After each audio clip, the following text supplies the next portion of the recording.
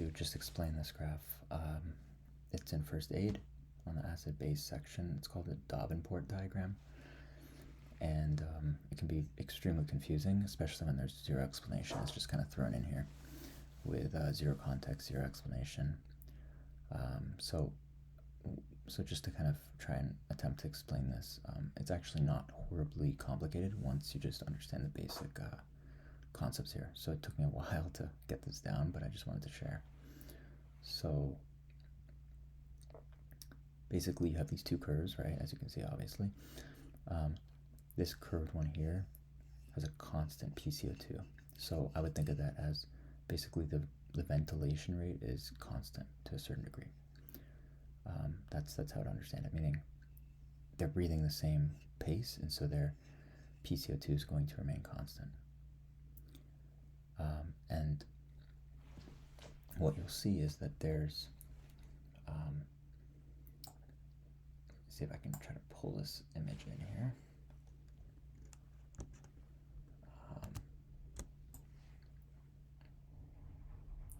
There's, here we go. Here we go, perfect. So here's another image of a similar graph. It's actually from an NBME. I won't give any hints about it, but what you can see here is you can see that it's the same graph, but you see that there's multiple lines here for respiration. So 40 is going to be the normal line in any graph you see, but then there's 20, there's 60, there's 80, there's 100. So that's just referring to that PCO2 level. Okay, so that's very, very important. So when you look at this graph, right, it's not just one line, right? This is the normal, but in reality, there will be potential for many, many other lines if the ventilation rate changes. So for example, 20 millimeters of mercury for CO2 would indicate the person's hyperventilating. So the person could go from this line to this line by hyperventilating, you know, or they could go from this line to this line if, let's say, they stop breathing as fast, hypoventilating, right? So that's one key piece to understand. Now this horizontal line is not as important, but it can be extremely confusing, which is why I'll explain it. But this is sort of just the theoretical buffer, natural buffer of the body, right? The sodium bicarbonate buffer. Sorry, I think it's the bicarbonate buffer, right? So that's going to be basically a natural force in the body to try to bring us back to our normal pH, which is 7.4. So if a person gets acidotic, right, they go down to, let's say, pH of 7.2, their body is going to increase their bicarb levels to try and bring them back to their 7.4, to a more basic pH. And then also if a person is at a very basic pH, let's say 7.8, whatever, the person is going to decrease bicarb to bring them back again to 7.4 to normal pH. So this buffer line is simply saying that this is the normal sort of mechanism of the body. Now, when you have something like metabolic acidosis, that's a case where this mechanism doesn't work, right? If you get, if you just straight up, obviously I don't, this wouldn't really be a clinical case, hopefully, but if a person just drank a huge amount of acid, that's going to very easily, override any bicarb that the person might be able to, use as a buffer, right? And the buffer will not function. It will be overridden. And that's really what we're talking about in a lot of these other cases here, is where the natural buffer is not working. So if we look at, for example, metabolic acidosis, okay,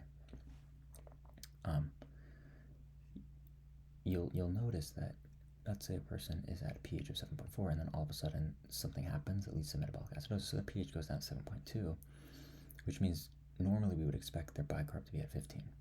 Now, you notice that that's not actually in the shaded area here. So that's another kind of confusing point here, is you have to know that all of these shaded regions are referring to compensated states. This line here is not compensated. It's assuming that your ventilation will remain constant when your pH is at 7.2, when in reality what's going to happen is once your body notices that you're at this super low pH, you're going to start ventilating really, really rapidly, and your curve, if it was at 40, right, well, now it's going to be at 20, right? And so now, if you're at, let's say, a pH of 7.2, right, you go to 20, right, well, you're going to be even alkalotic almost, right? So you're going to be able to compensate and get back to baseline.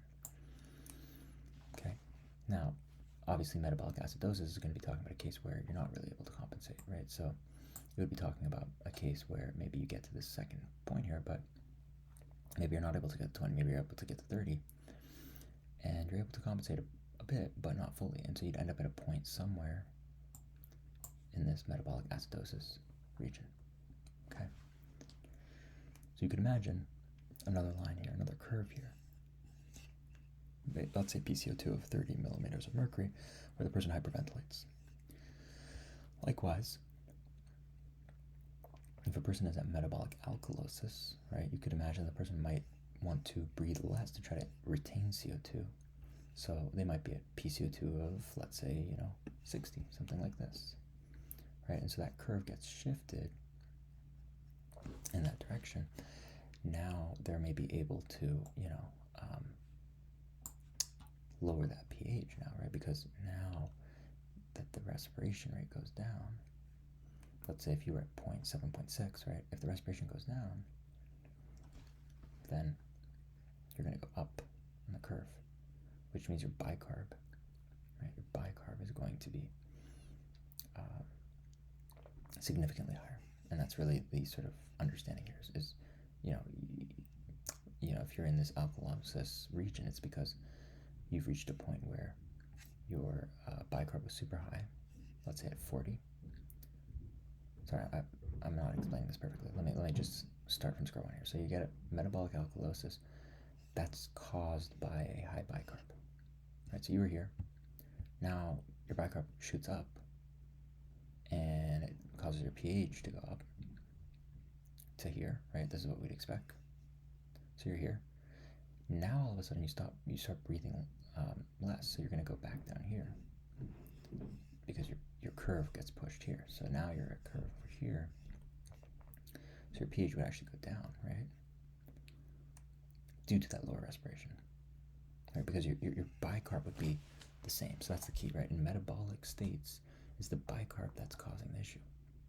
In respiratory states, it's the CO2 that's causing the issue. So in a respiratory acidosis, that would be caused by, somebody who's not breathing enough. So you'd have a curve super high up here, right? It would be,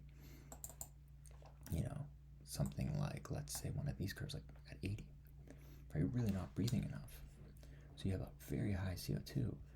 That very high CO2 is going to then be,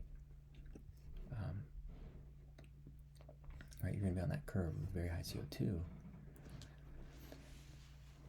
And, your pH is going to be lower. And you can even see that in here, right? If you just simply, look at the normal state here, right? If you go to 60, right? Your bicarb hasn't changed yet, right? Your CO2, or your pH is going to be at 7.2, right? So what's going to happen is your bicarb is going to compensate. And when it compensates, it's going to go up. And so you're going to, again, end up in that respiratory acidosis state. Okay. So likewise in alkalosis, right? Alkalosis is going to be caused by having a curve down here, right? Something like 20, let's say, which is really breathing extremely fast. You're hyperventilating. You have a respiratory alkalosis. Well, okay, so initially, right? Initially, you're just going to be at 7.7, which is crazy. Well, what's going to happen to your bicarb? Your bicarb, if you're alkalotic, is going to go down, right? It's going to go down. You'll end up at a higher pH because it's going to follow this curve. Right? Sorry, I didn't mention that here, right? If you're at a high, if you're super acidotic, right? Because let's say you're here, you're at 40, and then all of a sudden you stop breathing and go to 60. So now you're super acidotic. So what's going to happen? Your bicarb is going to go up. And as your bicarb goes up, you're going to follow your curve. And eventually, you're going to reach 7.4 if you get a high enough bicarb. So to here, if you're not breathing enough, right? Sorry, if you're breathing too fast, you'll be at 7.7, let's say. And then your bicarb's going to go down, and you'll end up at 7.5, let's say, or whatever, right? So the point is here is to just show that these are all the compensated areas here. Okay? And that this is just one line out of many possible lines. This is the normal line, yes. But if a person's breathing at a different rate, right, if that's the initial insult, then we would say that's going to be a respiratory acidosis or alkalosis, right? So it'd be the curve over here. That's going to bring the person from here. Let's say the curve is here. So, okay, now all of a sudden the person moves here, right?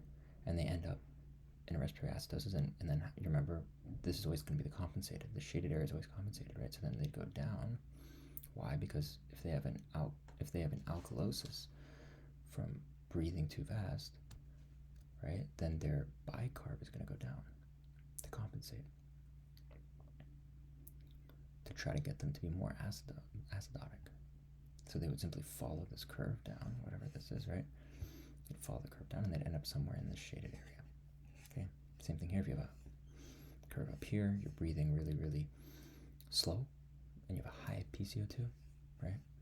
So then, okay, initially, right, you can imagine you'd just be somewhere here, like super low, pH, right? And then you're going to follow that curve once the body reacts and increases bicarb, and you'll end up in this area. Okay, metabolic acidosis, it's going to be that initial insult is going to be due to the bicarb changes. So you'll start with here, let's say, and then all of a sudden you get super low bicarb. And imagine, and this time it's different because you're going to follow this curve, right? So you're following the curve, you get low bicarb, you end up here. Okay, well, you start now, you're super acidotic, so you start hyperventilating. Now you're going to shift this curve. You're no longer going to be on a PCO2 of 40. You're going to be a PCO2 of 20, let's say. You'll end up in this area somewhere to kind of raise that pH.